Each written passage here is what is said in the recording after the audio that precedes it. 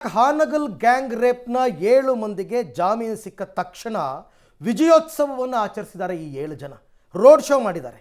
ಜನರು ಕೂಡ ಸೇರ್ಕೊಂಡಿದ್ದಾರೆ.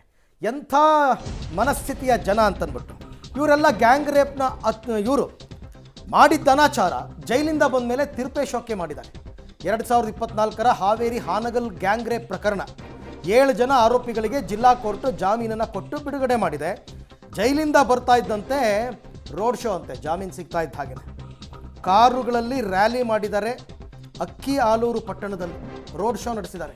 ವಿಜಯೋತ್ಸವ, ಯುದ್ಧ ಗೆದ್ದು ಬಂದ್ಬಿಟ್ಟಿರ್ತಾರಲ್ಲ, ಇನ್ನೊಂದು ರಾಜ್ಯದ ಮೇಲೆ ದಂಡೆತ್ತಿ ಹೋಗಿ ಅವರೆಲ್ಲರನ್ನೂ ಇದು ಏನೋ ಸೋಲ್ಸಿ ಬರ್ತಾರಲ್ಲ, ಆ ವಿಜಯೋತ್ಸವ.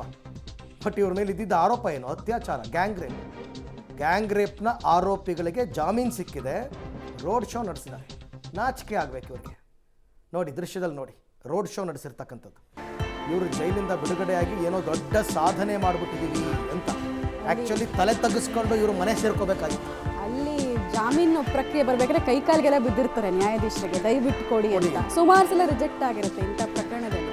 ಅಲ್ಲ, ಇದನ್ನ ನೋಡ್ಬಿಟ್ಟು ಮತ್ತೆ ಅದ್ರೊಳಗೆ ಹಾಕ್ಬೇಕು, ಬೇಲ್ನ ಕ್ಯಾನ್ಸಲ್ ಮಾಡ್ಬಿಟ್ಟು. ಇದೇ ಪ್ರಶ್ನೆ ಬರೋದು ಇದೆ ಇಲ್ಲಿ. ಈಗ ರೇಪ್ ಆರೋಪವನ್ನ ಎದುರಿಸಿ ಬೇಲ್ ತಗೊಂಡು ಆಚೆ ಬಂದವ್ರದ್ದು ವರ್ತನೆ ಹೇಗಿದೆ ಅನ್ನೋದನ್ನ ಕೂಡ ವ್ಯವಸ್ಥೆ ನೋಡ್ಬೇಕಾಗಿ ಬರುತ್ತೆ. ಅಲ್ಲ, ಅಟ್ಲೀಸ್ಟ್ ಅವರು ನಿರಪರಾಧಿಗಳು ಅಂತ ಯಾರು ಕೋರ್ಟ್ ಘೋಷಣೆ ಮಾಡಿದ್ರೆ ಅದೊಂಥರ ಮಾಡ್ಕೊಳ್ಳಿಬೇಕಾದ್ರೆ ಅವಾಗ. ಈಗ ಸಿಕ್ಕಿರೋದು ಬರೀ ಜಾಮೀನು.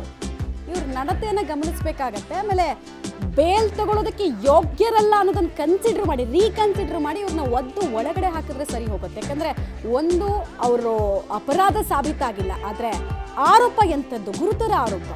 ಆಮೇಲೆ ಇಂಥ ಕಾರಣಗಳಿಗೆ ರಾಜ್ಯದಲ್ಲಿ ರೇಪ್ ಪ್ರಕರಣದಲ್ಲಿ ಶಿಕ್ಷೆಗೊಳಗಾದವ್ರದ್ದು ಪರ್ಸೆಂಟೇಜ್ ಅನ್ನು ತೆಗೆದು ನೋಡಿದ್ರೆ 3%ಗಿಂತ ಕಡಿಮೆ ಕನ್ವಿಕ್ಷನ್ ರೇಟ್. ಹೌದು, ಇದನ್ನ ನೋಡ್ತಾ ಇದ್ರೆ ಇನ್ನೇನ್ ಕನ್ವಿಕ್ಷನ್ ರೇಟ್ ಬಗ್ಗೆ ಸುಧಾರಣೆ ಆಗೋದ್ರ ಬಗ್ಗೆ ನಾವು ಮಾತಾಡಬೇಕು ಅಂತ. ಇವರೆಲ್ಲ ಏನ್ ಮೆಸೇಜ್ ಕೊಡ್ತಾ ಇದ್ದಾರೆ ಜಗತ್ತಿಗೆ, ಅಥವಾ ಇವರೆಲ್ಲ ಸಮಾಜಕ್ಕೆ ಏನ್ ಮೆಸೇಜ್ ಕೊಡ್ತಾ ಇದ್ದಾರೆ ಅಂತ ತಿಳ್ಕೊಬೇಕು. ಈಗಲೂ ಪೊಲೀಸರಿಗೆ ಕಾಲ ಮಿಂಚಿಲ್ಲ ನನ್ನ ಪ್ರಕಾರ. ಇದನ್ನ ಕೋರ್ಟ್ ಗಮನಕ್ಕೆ ತನ್ನಿ ನೀವು ದಯವಿಟ್ಟು.